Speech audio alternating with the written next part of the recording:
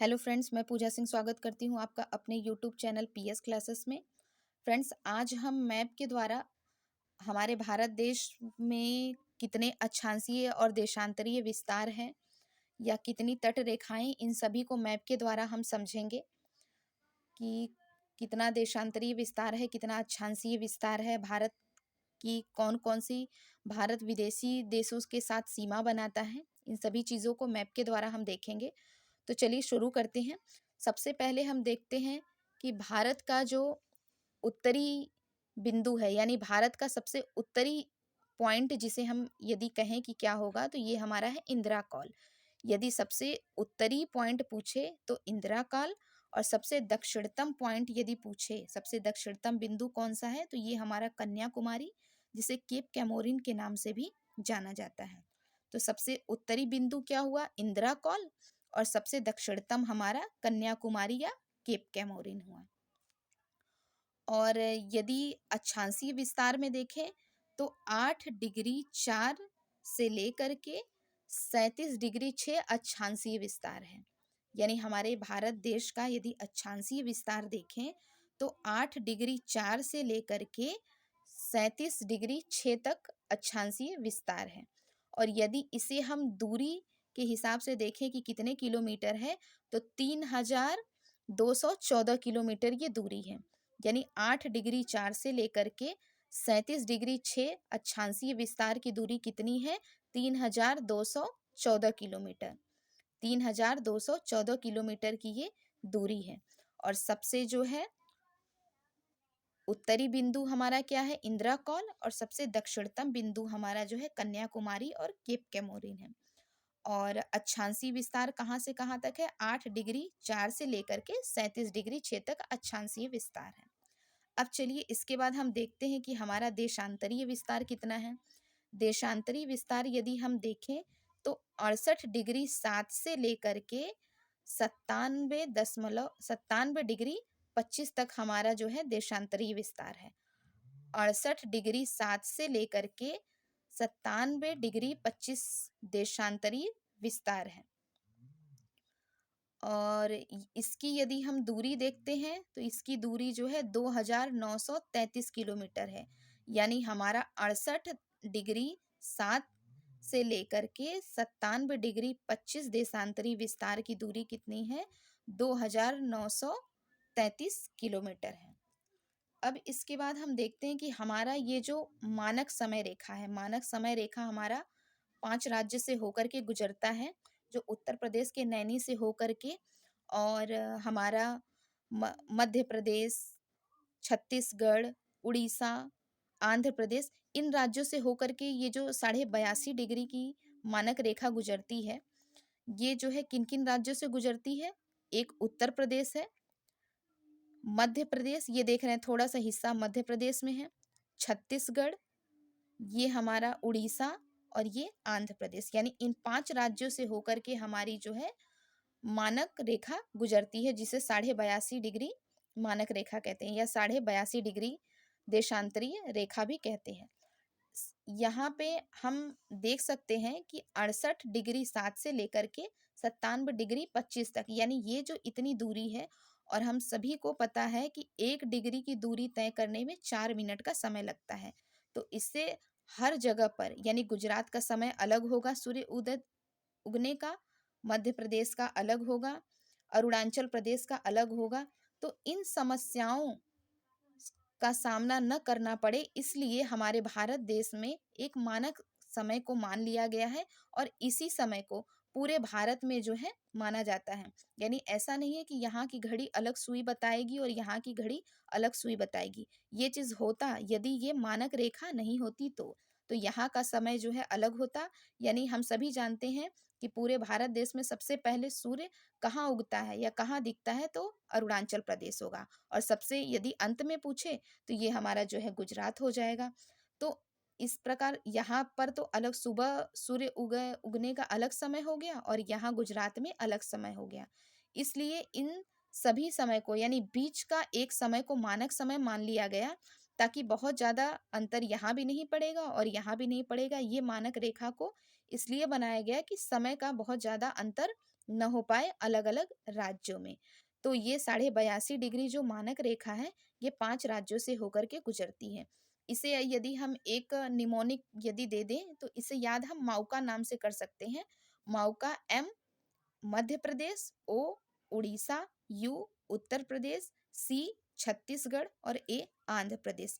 यानी इस तरह हम यदि मैप के द्वारा याद करें तो ये काफी ज्यादा अच्छे से समझ में आएगा। हम सीधे देख सकते हैं ये हमारा उत्तर प्रदेश, मध्य प्रदेश का ये थोड़ा सा हिस्सा, ये जो है हमारा छत्तीसगढ़, ये आप देख रहे हैं थोड़ा सा हिस्सा उड़ीसा, और ये हमारा आंध्र प्रदेश।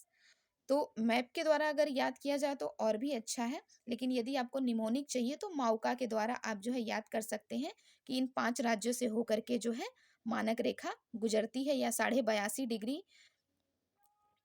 पूर्वी देशांतरीय ये विस्तार है। तो इन्हें दो नामों से जैसे भी क्वेश्चन आया आप उस हिसाब से इसको सॉल्व कर सकते हैं। अब इसके बाद देखते हैं कि हमारा जो विदेशी देशों के साथ यानी विदेशी सीमा जो है किन किन देशों के साथ जो है भारत लगाता है। तो सबसे पहले तो हम देखते हैं कि ये हमारा है पाकिस्तान। एक हमारा ये हो गया पाकिस्तान। इसके बाद यहाँ पे जो जिसे हम पीओके कहते हैं, लेकिन भारत इसे अपना ही मानता है, और ये हमारा जो ये पीओके से अफगानिस्तान, इसके बाद चीन, नेपाल, भूटान, बांग्लादेश, म्यांमार। कितने देशों के साथ हमारा देश जो है विदेशी सीमा साझा करता है? तो 7 स्थलीय देशों के साथ। स्थलीय में पहला जो है पाकिस्तान, दूसरा अफगानिस्तान, तीसरा चीन, चौथा नेपाल, पांचवा भूटान, छठा बांग्लादेश और सातवां जो है यहाँ म्यांमार। यानी 7 स्थलीय देशों के साथ विदेशी सीमा साझा करता है हमारा देश भारत। और दो समुद्री देश हैं जिनके साथ हमारा देश भारत जो है विदेशी सीमा साझा करता है। एक हमारा ये है श्रीलंका, आप ये देख सकते हैं श्रीलंका, और इसके बाद है मिनिकॉय, ये बहुत ही छोटा है, ये इस वीडियो में आपको दिखेगा नहीं। मालदीव जो होता है एक मालदीव, श्रीलंका और मालदीव, ये दो जो है समुद्री सीमा साझा करता है। यानी ये समुद्री ये तटीय जो क्षेत्र है ये समुद्री सीमा के साथ ये स्थलीय उ है, और ये जो है समुद्री। तो यदि ये पूरा पूछे तो 9 देशों के साथ विदेशी सीमा साझा करता है। यदि स्थलीय पूछे तो 7 और समुद्री पूछे तो 2, एक श्रीलंका और एक मालदीव, 2 के साथ जो है समुद्री सीमा साझा करता है विदेशी देशों के साथ। और एक और प्रश्न आता है कि ऐसी कौन सी रेखा है जो भारत को पाकिस्तान से अलग करती है? तो भारत को पाकिस्तान से जो रेखा पृथक करती है इसे हम रेड क्लिफ लाइन कहते हैं या रेड क्लिफ रेखा कहते हैं। यानी यदि ये प्रश्न पूछे कि भारत को पाकिस्तान से कौन सी रेखा पृथक करती है तो ये रेड क्लिफ रेखा है। और चीन को भारत से कौन सी रेखा पृथक करती है तो ये मैकमोहन रेखा है। यानी मैकमोहन किसको अलग करती है? चीन को भारत से अलग करती है, या हम कह सकते हैं कि भारत को चीन से अलग करती है। यानी ऐसी रेखा जो भारत और चीन को अलग करती है ये मैकमोहन रेखा है। एक और रेखा के बारे में आता है कि डूरंड रेखा किसे कहते हैं? तो वो डूरंड रेखा जो है वो पहले पहले क्या था कि पाकिस्तान जो है भारत का ही हिस्सा था, और लेकिन आज़ादी के बाद पाकिस्तान एक अलग देश बन गया। तो ये रेखा जो बनी हुई थी डूरंड रेखा, ये पाकिस्तान को जो है अफगानिस्तान से अलग करती है। क्योंकि पहले जो है पाकिस्तान भारत का ही हिस्सा था, तो पहले तो हम कहते थे कि भारत को जो है अफगानिस्तान से अलग करता है, लेकिन अब चूंकि पाकिस्तान एक अलग देश बन गया है तो इसलिए जो डूरंड रेखा है वो पाकिस्तान को अफगानिस्तान से अलग करती है। तो डूरंड रेखा पाकिस्तान को अफगानिस्तान से अलग करती है, रेड क्लिफ पाकिस्तान को भारत से, और मैकमोहन जो है भारत को चीन से अलग करती है। अब चलिए हम देखते हैं कि भारत का जो ये विस्तार है, स्थलीय विस्तार कितना है, पूरा विस्तार कितना है और तटीय विस्तार कितना है। तो भारत का तटीय विस्तार जो है, यानी तटीय किसे कहते हैं? जो तीनों ओर से समुद्र से घिरा हुआ हो उसे हम तटीय कहते हैं। तो तटीय विस्तार 7,516 किलोमीटर है। यानी ये आप देख रहे हैं गुजरात से लेकर के ये पूरा आपका तटीय क्षेत्र है। तो तटीय क्षेत्र जो है ये कितने किलोमीटर है? 7,516 किलोमीटर। हमारे देश भारत का तटीय विस्तार 7,516 किलोमीटर। और यदि स्थलीय बोले, स्थलीय यानी ये आप देख सकते हैं, ये स्थलीय विस्तार इसका जो है ये 15,106.7 किलोमीटर है। 15,106.7 किलोमीटर स्थलीय सीमा जो है इसकी है। हमारे देश भारत की स्थलीय सीमा 15,106.7 किलोमीटर है। और यदि पूरी देखा जाए यानी तटीय और स्थलीय दोनों सीमा देखा जाए तो मैं यहाँ लिख देती हूँ 32,87,263 किलोमीटर। यदि पूरा देखा जाए कि स्थलीय और तटीय कितने किलोमीटर है तो 32,87,263 किलोमीटर है। यानी ये हमारा तटीय और स्थलीय दोनों को मिला करके है। और यदि पृथक पृथक पूछे तो तटीय हमारा जो है 7,516 किलोमीटर है और स्थलीय जो है 15,106.7 किलोमीटर है। और यदि पूरा पूछे तो 32,87,263 किलोमीटर दूरी है। अब चलिए कुछ पॉइंट और रह गए हैं, इसको भी हम देख लेते हैं कि जो क्वेश्चन पूछता है कि जो 10 डिग्री चैनल है वो किसको किसको पृथक करता है। तो जो 10 डिग्री चैनल है ये अंडमान को निकोबार से पृथक करता है। अंडमान और निकोबार जो है ये भारत के जो है केंद्र शासित प्रदेश हैं। तो 10 डिग्री जो है ये अंडमान को निकोबार से पृथक करता है।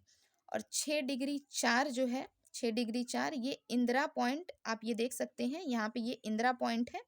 यानी ये सबसे दक्षिणतम बिंदु पूछे और वहां पे जो है कन्याकुमारी न दिया रहे तो हमारा सबसे दक्षिणतम बिंदु जो है इंदिरा पॉइंट है। यानी सबसे उत्तरी हिस्सा हमारा इंदिरा कॉल और सबसे दक्षिणतम जो है यदि पूछे तो इंदिरा पॉइंट है। लेकिन कन्याकुमारी जो है ये स्थल, चूंकि ये केंद्र शासित प्रदेश है इसलिए यदि कन्याकुमारी न दिया रहे तब हम इंदिरा पॉइंट लगाएंगे। और यदि इंदिरा पॉइंट दिया है तो सबसे दक्षिणतम बिंदु हमारा जो है इंदिरा पॉइंट होता है। लेकिन ये केंद्र शासित प्रदेश में है और ये हमारा जो है ये उड़ीसा राज्य में है, कन्याकुमारी। इसके बाद देखते हैं 8 डिग्री। जो 8 डिग्री जो है ये लक्षद्वीप को मालदीव से अलग करता है और 9 डिग्री जो है ये मिनिकॉय को लक्षद्वीप से पृथक करता है। चलिए फ्रेंड्स एक चीज और देख लेते हैं कि क्षेत्रफल की दृष्टि से यदि देखा जाए तो भारत का विश्व में 7वां स्थान है। क्षेत्रफल की दृष्टि से यदि भारत का स्थान कौन सा है? 7वां स्थान है पूरे विश्व में। तो और फ्रेंड्स और भी वीडियो आती रहेंगी। आपको ये वीडियो कैसा लगा आप कमेंट करके ज़रूर बताइए। और आप इस पे सुझाव भी दे सकते हैं कि कैसे क्या है। और अगर कुछ मिस्टेक हुआ है तो फिर माइनर मिस्टेक यदि है तो फिर आप कमेंट में हमें ज़रूर बताएं। हम नेक्स्ट वीडियो में उसे जो है संशोधित करेंगे। Thank you so much.